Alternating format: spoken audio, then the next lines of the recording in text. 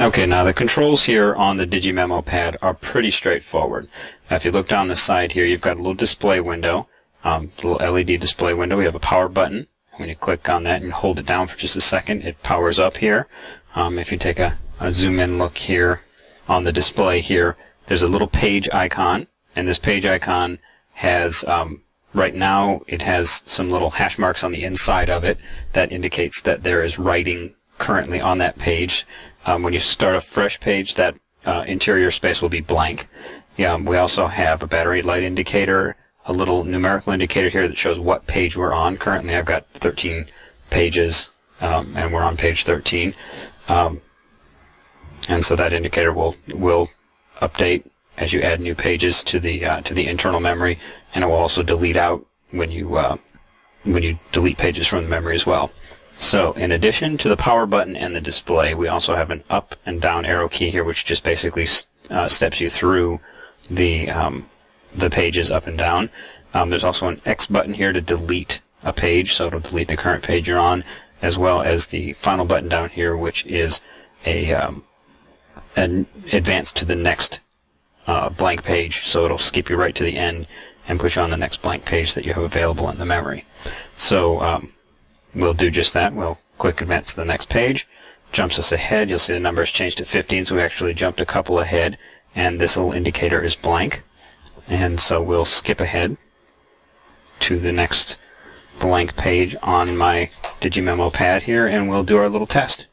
Okay, so we now have a blank page here. It's page number 15 in my little internal memory settings right now, and it's a good idea always to mark in the bottom corner the page number, so that as you're flipping through a pad, it's real easy to see which file lines up with the page. The pad of paper that comes with the DigiMemo has a built-in space at the bottom for page numbers and a little listing there to remind you, but if you add a blank pad to it at any point in the future, you just got to get in the habit of writing the number in the corner. Now the DigiMemo pen comes with the ability to both be a writing device for using this whole thing basically as a drawing tablet. You can connect it straight to your computer and use it as basically a drawing tablet for your computer. And in that case, you would just leave it with a little pen tip on it. And when you're writing, you pop that off. Fits right here on the back side of the pen. And there is a tip on this pen. There's a slight, if you touch it, you can see that there's a slight little bit of give, or feel it. Can't probably see it on the video, but there's a little bit of give that pushes down on an indicator in the pen that indicates to the pad that there's writing pressure being applied.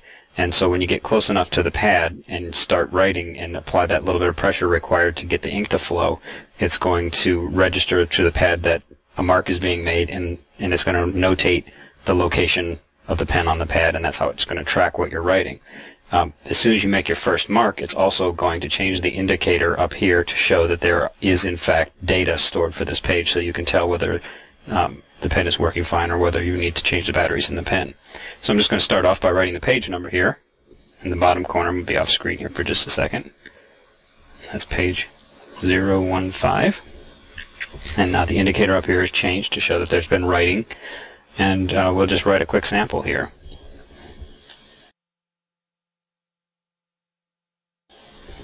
Alright, now it's nothing particularly fancy, and you can see by looking at my handwriting that it is not at all particularly clean, but I do print as opposed to writing in longhand. And we'll see how DigiMemo does with this when it does the conversions.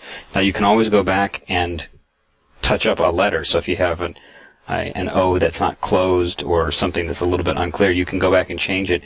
The conversion software is not going to see your individual pen strokes, but only the graphic that's created by all of your cumulative pen strokes.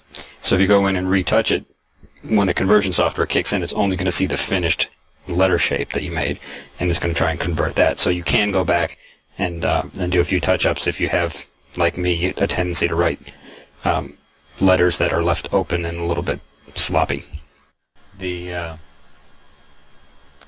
Plug in the device and it shows up just as a plug-in hard drive. So I can go in here and double click and see the files that are all my page capture files, the digital files here, and all these things will just show up. They're associated here with the software. So if I just double click on 15, which is the one we just created, it'll pull up the software. I'll expand that to full page, and you'll see there's the digital memo of our page. I can see it was a little bit sloppy. My handwriting isn't very good, but the page is there and captured. And this is an image, so you could save this out as a PDF file. If you wanted to preserve the look of it, we'll take it and send it off to the conversion software, which will do the handwriting conversion for us. And we'll select the current page here. So that's already highlighted by default. We could also do all pages if we had opened up more than one page. And it's possible you can open up a whole series of pages here on the side and convert them all at the same time. But we'll just convert this current page. It's going to open up the conversion software. And it allows you to select text or graphics in text. So if I had done some drawings on this page, it would also import that. And you can see here that my little page number is written at the bottom, and here's my text.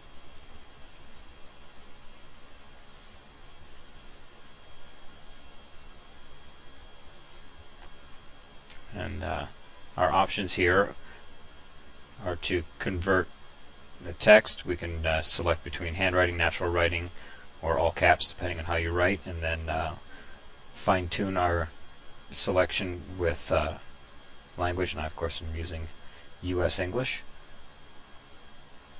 And then click OK, and it's going to run through and do the conversion here real quick. And we'll check it for accuracy. Now it didn't pick up my 15, made the one a slash,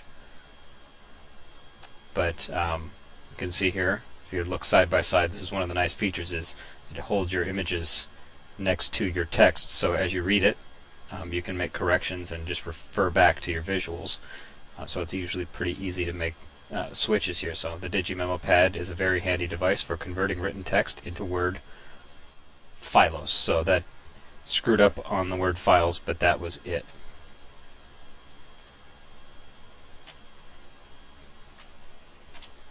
So I make my switches here. Just delete the page number because that was only for reference. And there's one capitalization problem here, which we'll go over and correct.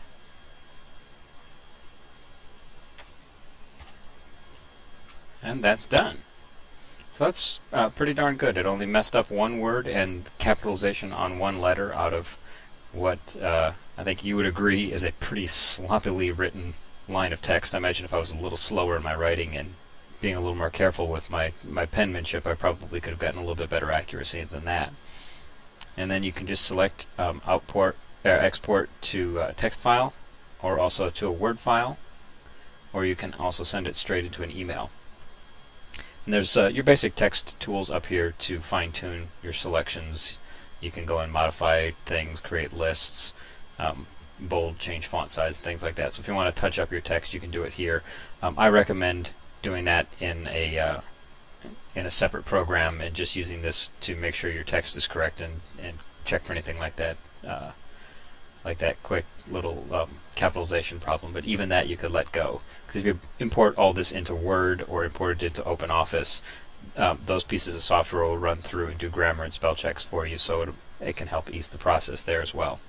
And that's really all there is to it. It's a great little product. It works as advertised. Actually, it works a little better than advertised, I think, because it really is very easy to set up and pretty darn accurate with its interpretations, and a great way to speed up your work and take offline writing and bring it into the computer and make it editable really quickly.